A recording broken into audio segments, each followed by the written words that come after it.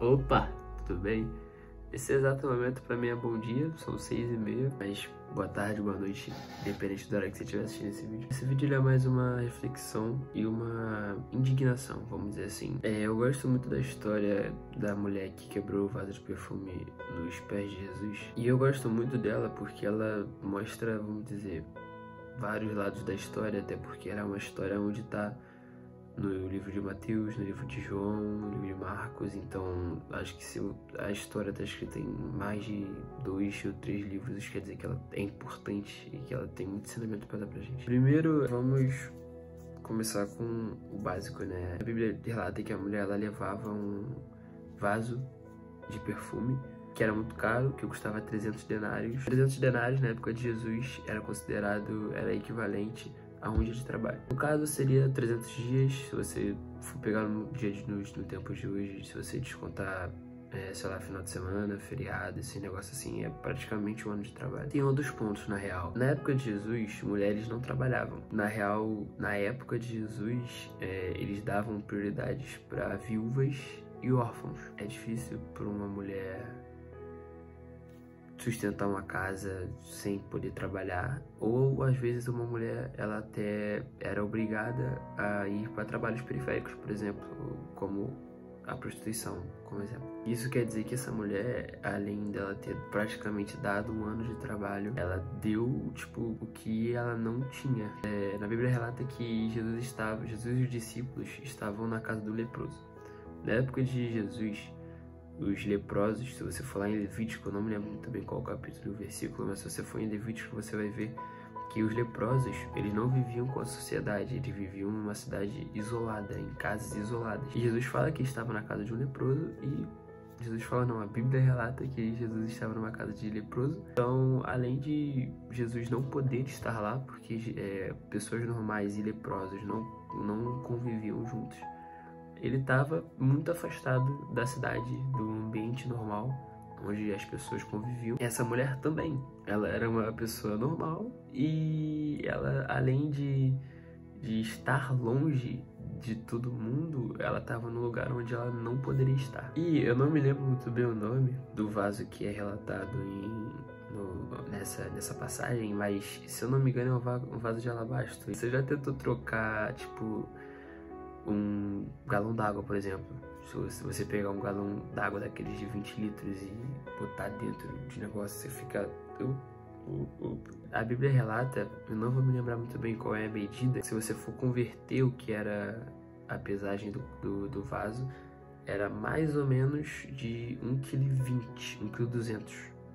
Então, cara, se formos pegar todos esses pontos da história, a mulher ela estava num lugar onde ela não poderia estar. Ela gastou o que ela não tinha. Ela estava segurando um vaso que pesava aproximadamente 1 kg, 1,2 kg. Eu acho que esses pontos, eles enriquecem mais essa história para hoje. Eu vejo que hoje não temos tantas pessoas, tantos jovens principalmente, fazendo sacrifícios por Jesus. Às vezes um jovem tem uma conta enorme, bombada no Instagram ou no TikTok porque ele posta conteúdos errados, e aí quando ele conhece Jesus ele não quer se livrar daquela conta porque ele vai perder seguidor, porque ele vai perder curtida, ele vai perder visualização, vai perder tudo. A gente não quer abandonar uma amizade, mais que seja uma amizade errada, uma amizade que nos faça cair. Eu não quero abandonar aquele meu amigo porque eu gosto muito dele, não sei o que lá, e a gente fazendo essas coisas, a gente só diminui como é que foi a crucificação, como é que foi a morte de Jesus. Nessa passagem, Judas principalmente até questiona a mulher: por que você não dá esse dinheiro aos pobres, o dinheiro que valia e tal? Só que se a gente for ver, Judas foi o discípulo que traiu Jesus e roubava a caixa, o saco de dinheiro do ministério de Jesus. Se a gente for parar para pensar, Judas vendeu Jesus por 30 moedas de prata. E se a gente for ver, eu não me lembro muito bem, se eu não me engano, era basicamente 120 dias de trabalho. E também, se você for ler o resto, né, de tudo, logo após essa passagem, a gente vê que logo depois que eles saem da casa do leproso, Judas conversa com os romanos a decisão de prender Jesus, de matar Jesus. E isso só mostra que Judas ele não ficou impressionado por quanto dinheiro que era, ou que ele poderia dar aos pobres, ou até mesmo porque ele queria roubar. Judas só ficou, vamos dizer, ofendido por ele não fazer por Jesus o que aquela mulher estava fazendo. Você tá no culto, por exemplo, e tem uma pessoa do seu lado que ela tá gritando, que ela tá de braço aberto, que ela tá ajoelhada, que ela tá chorando, que ela tá se jogando, que ela tá pulando. E aí você fica lá todo paradinho, aí você olha pra pessoa e fala assim, nossa gente, pra que isso, cara? Pra que essa pessoa tá fazendo isso? Não sei o que lá. Só que, mano, tipo, isso não é a pessoa que tá errada, ela só tá muito apaixonada por Jesus e você não tá se preocupando do porquê ela tá pulando, você só tá vendo ou até mesmo inquieto por você não estar fazendo mais do que isso ou isso pra Jesus. Judas ficou indignado.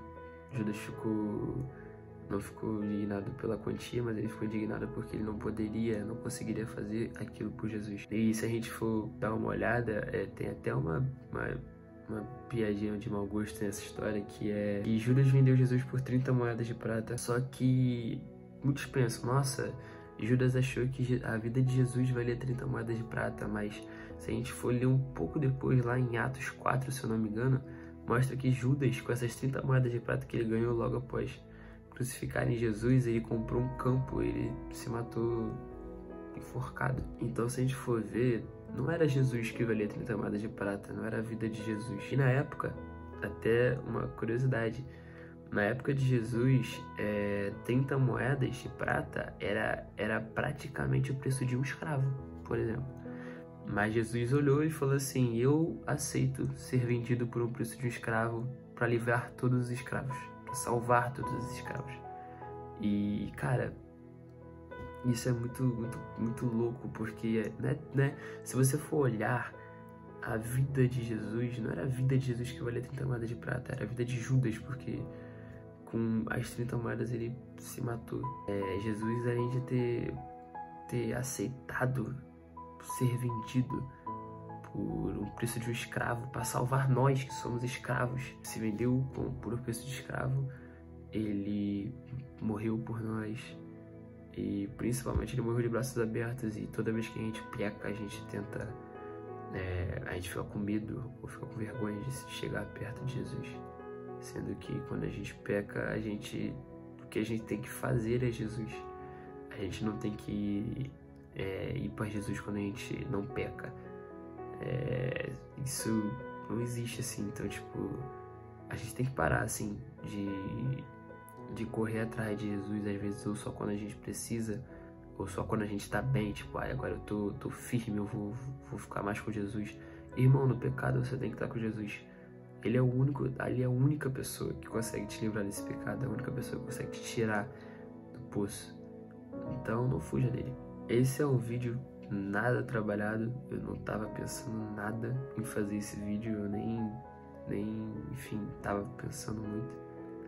Mas é mais talvez um alerta, não sei se esse vídeo vai pra todo mundo, eu prefiro que esse vídeo vá pra uma pessoa que Jesus escolha e tenha uma visualização do que ter milhões e nenhuma pessoa ser alcançada. Se você gostou, deixa um likezão aí, se inscreve e em breve eu posso fazer mais vídeos assim. É isso, gente, obrigado. Deus abençoe.